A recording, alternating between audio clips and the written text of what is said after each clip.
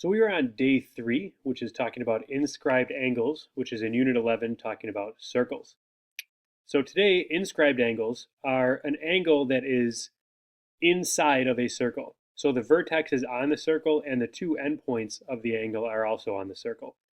So if we want to look at this first example here, we have an angle that is formed by 3 points on the circle. And we want to find what the measure of that angle is. Well, yesterday we were talking about central angles, which were congruent to or equal to the arc they intercept. Inscribed angles are half of the arc they intercept.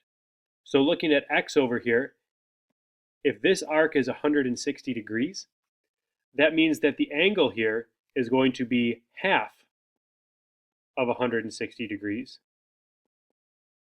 or 80 degrees. So x would be 80 degrees here. What I would like you to do is pause the video here and try and complete these 4 examples on your own before we go through them.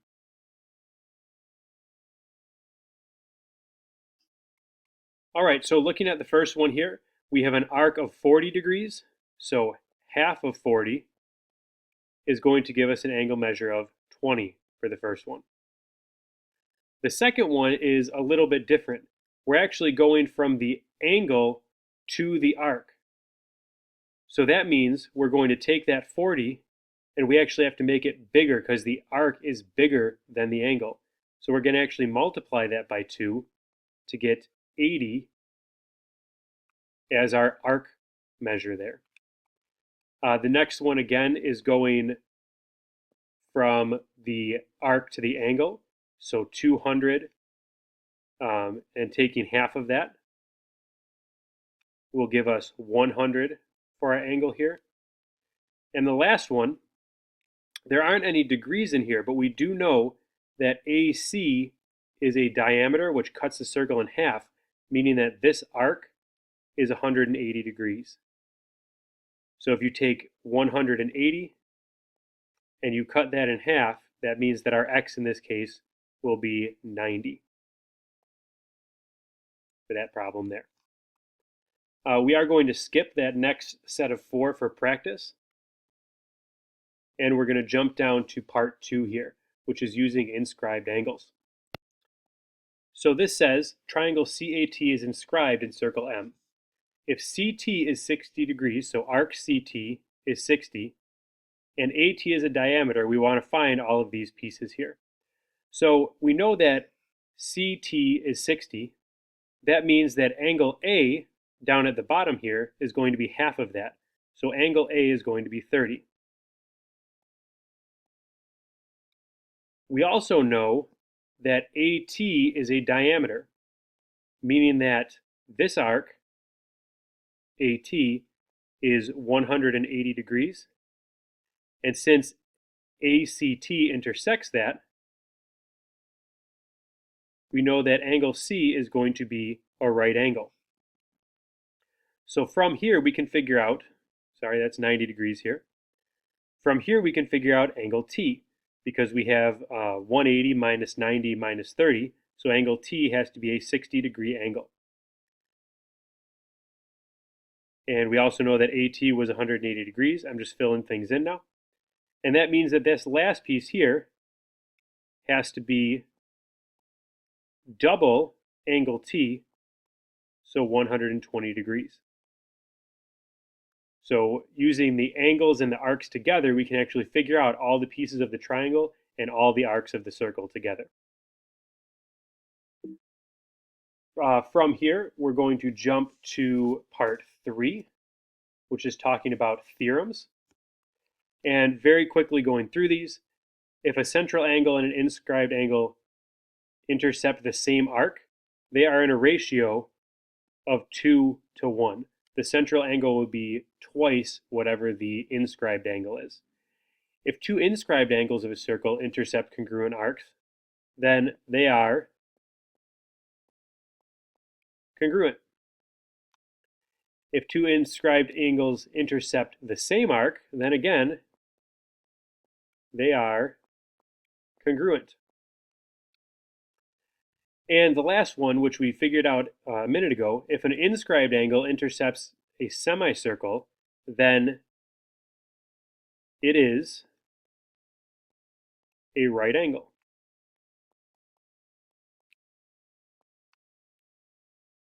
So we can kind of use these in the next couple of problems here, and we're just going to do a few of them. So number 7 says find the value of inscribed angle x, so this down here, if the central angle is equal to 50. So you can either use the theorem up there, or you can say, okay, if this angle is 50, I know that the arc is also 50. And then to get to the inscribed angle, I would do 50 and cut it in half. So x in this case would be 25.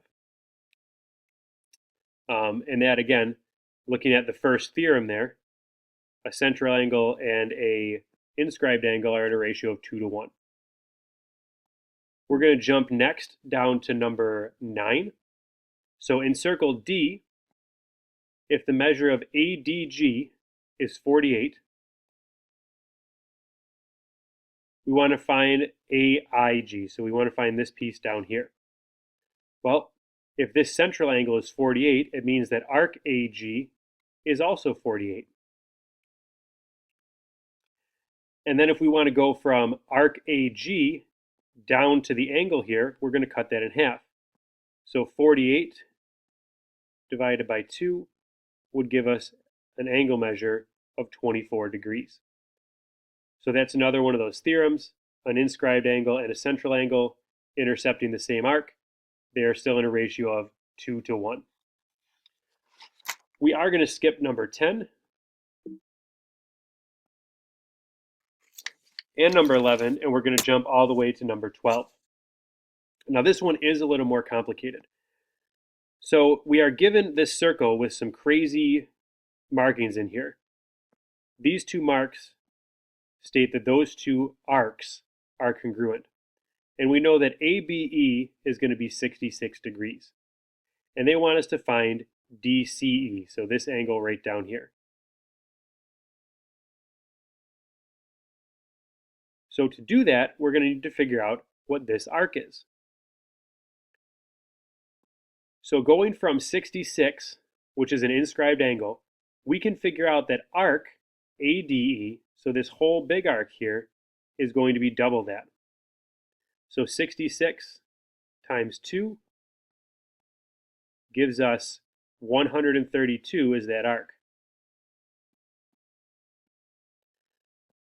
From there, we know that this piece and this piece are congruent, meaning that 132 split in half will give us what each of those arcs are.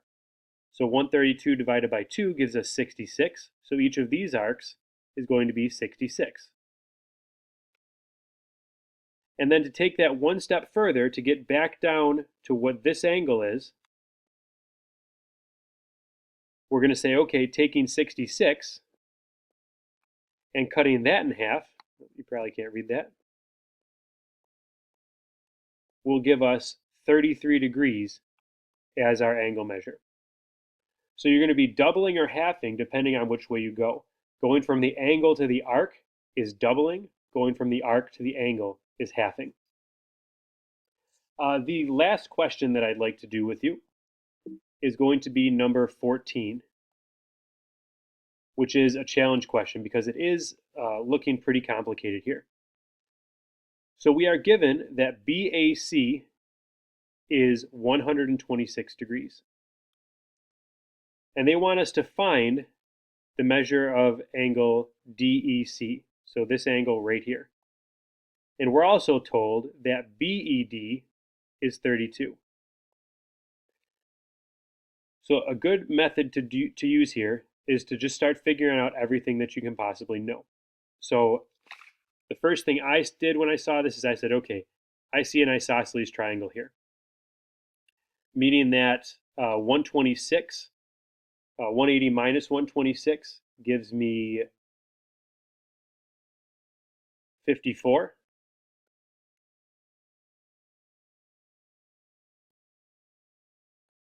And if I cut that in half, each of those angles is going to be 27. So I know that I have a 27-degree angle here, and I have a 27-degree angle here.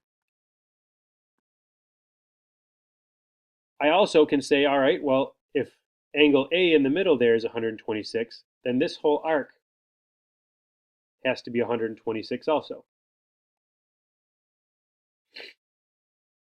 And I know that if that arc is 126, then the other piece up here has to be 360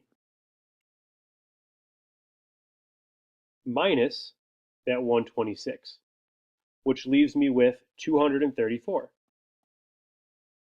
So this top arc here is 234. And from there, I can say, all right, well, this 32 degrees that they gave me, if I kind of white out part of the problem here, if I take out this piece and I take out all this stuff in the middle here, we can see that this 32-degree angle intercepts this part of that arc. So 32 going from the angle to the arc would be doubling. So this arc here is 64.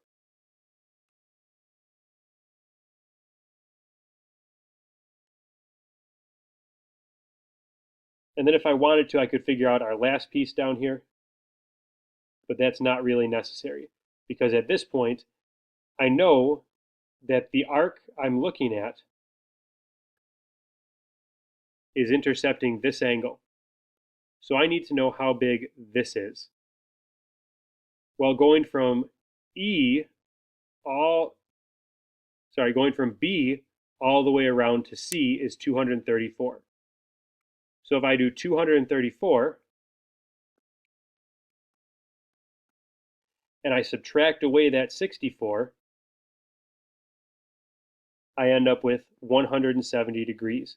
So I know that the arc going from D to C is 170. And now going from the arc to the angle, so going from here down to the angle, I am going to cut that in half, which leaves me with 85 as my angle measure. That one is more complicated only because it has a lot of pieces to it and some extra lines that aren't really needed. So if you need to, you can rewind that and watch it again. But the angle does end up being 85. So you're going to work on some more of these in class as practice, but your homework tonight is going to be the day 3 worksheet. Other than that, I hope you have a spectacular day, and I will talk to you later.